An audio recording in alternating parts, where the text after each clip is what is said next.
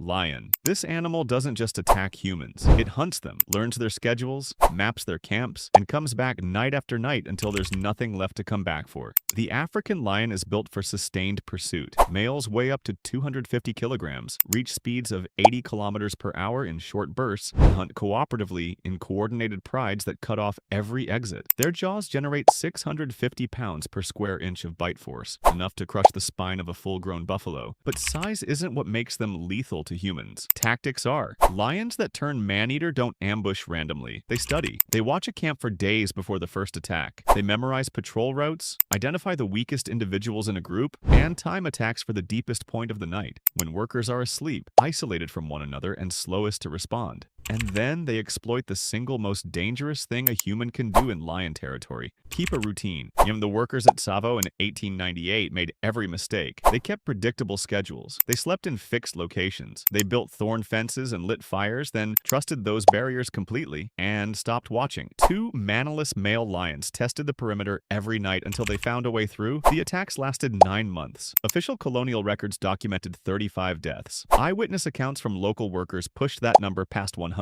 A bone analysis conducted in 2009 at the Field Museum in Chicago confirmed the lions had consumed a minimum of 35 people, and likely far more. The construction project collapsed. Thousands of workers fled and refused to return. The lions didn't break through the defenses. The workers handed them the opening by believing the defenses were enough. Tiger. A tiger doesn't just live in the jungle. In some places, it hunts humans. Not by accident, not out of desperation, but because it has learned that the forest delivers them reliably every single day. Bengal tigers average 220 kilograms, move in near total silence across dense vegetation, and deliver a bite force of 1,050 pounds per square inch. Their attack is almost always from behind, targeting the back of the skull and the cervical spine, a killing strike designed to drop prey before it can react. By the time a victim hears anything, it is already over. But the tiger's most powerful advantage in the Sundarbans isn't its body, it's the terrain, and the fact that poverty forces humans directly into it. The 10,000 square kilometer tidal mangrove forest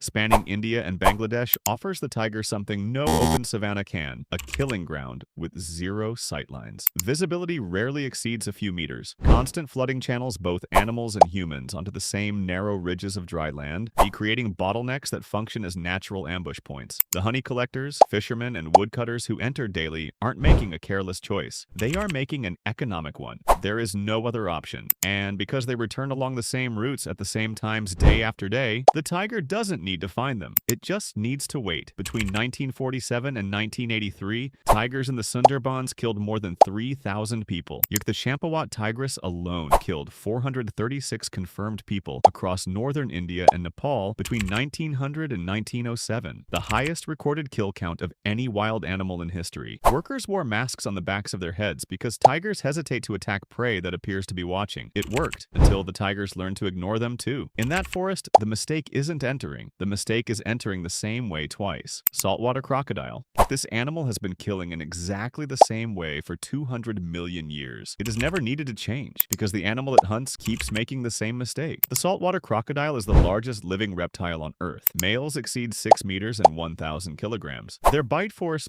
3,700 pounds per square inch, is the highest ever recorded in any living animal. But the weapon that makes them truly lethal to humans isn't the jaw. It's the waterline and the human tendency to stop seeing it as a threat. The crocodile floats motionless at the surface for hours, only its eyes above the water, studying everything that arrives at the bank. It memorizes patterns. It waits. The person who comes to drink, wash clothes, or pull in a fishing line is doing something routine, something they have done hundreds of times before without incident. That routine is exactly what the crocodile is waiting for. The strike happens in under a second. The death roll begins immediately. A violent spin that drowns the victim, tears limbs, and pulls everything beneath the surface at once. It is over before anyone on the bank understands what they are watching. In September 2018, a 23-year-old woman named DC Tuvo was found inside a 4.3-meter saltwater crocodile in North Sulawesi, Indonesia. In northern Australia, attacks continue in river systems posted with government warning signs because familiarity with a place erodes the fear that the place deserves. A 2014 review of attack records across the Asia-Pacific confirmed saltwater crocodiles cause more fatal human attacks than any other crocodilian species globally. Most incidents in Indonesia and Papua New Guinea are never reported at all. The warning signs are already there. The crocodile counts on humans not reading them. Brown bear. This animal doesn't need to be hungry to kill you. It just needs to be surprised. And in bear country, surprise is almost always the human's fault. Large male brown bears in coastal Alaska and the Russian Far East weigh up to 680 kilograms. They run at 55 kilometers per hour. A single swipe from a grizzly's forelimb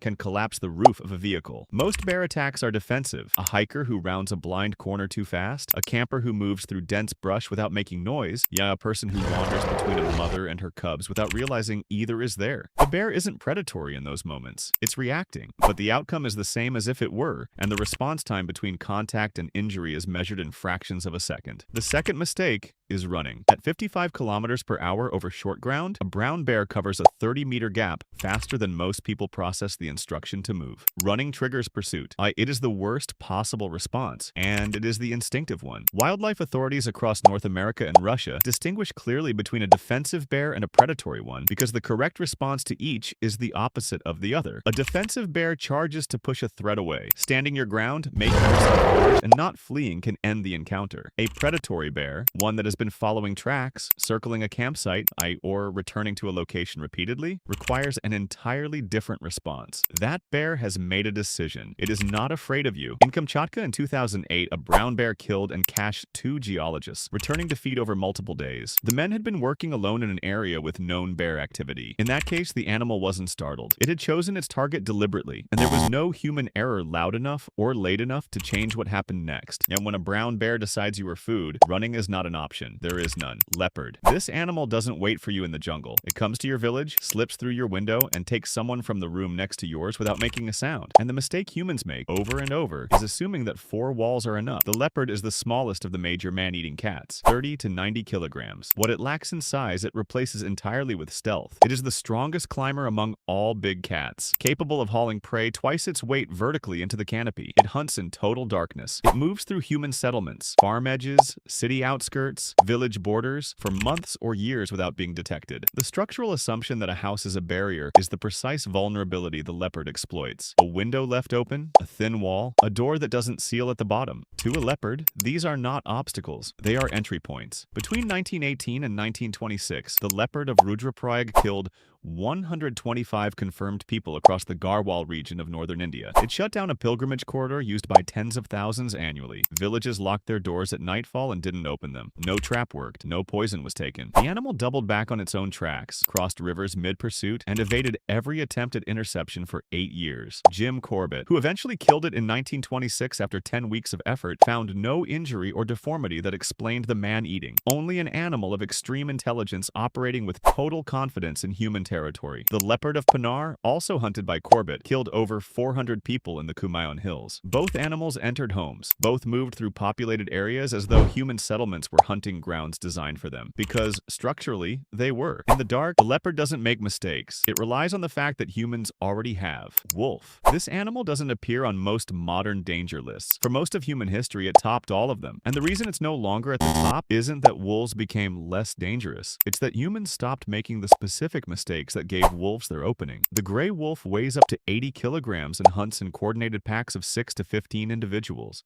Their strategy is built on exhaustion and geometry, relay pursuit across long distances, cutting off angles, collapsing the gap with coordinated pressure from multiple directions simultaneously. Bite force reaches 400 pounds per square inch. But the wolf's most dangerous quality has always been its ability to read structural vulnerability. The traveler moving alone in winter, the child sleeping near the threshold of a door, the settlement whose livestock penning is insufficient, a season when cold and hunger override caution on both sides. Historically, the critical mistake was predictability in conditions of maximum exposure. In winter across medieval Europe and Central Asia, when deep snow immobilized communities and wild prey disappeared, humans became the most accessible warm-blooded animals in the landscape. France recorded over 7,600 fatal wolf attacks between the 13th and 19th centuries. Between 1764 and 1767, the beast of Gévaudan killed between 60 and 113 people in southern France. Victims found partially consumed, throats and skulls targeted first. The structural error wasn't bravery, it was routine movement in open terrain during a season when the calculus had shifted. In modern India, the mistake was architectural and behavioral. Between 1980 and 1996, wolves in the Hazaribagh district of Jharkhand killed 74 children over 15 years, most of them sleeping near the entrances of homes, accessible through doorways that sat open in summer heat. The wolves weren't ambushing randomly. They had mapped the vulnerability precisely: small bodies, low to the ground, positioned at the threshold between inside and outside. Wildlife authorities confirmed the attacks were predatory and deliberate. The wolves were eventually tracked and killed. Wolves didn't stop being dangerous. The world just got better at closing the door.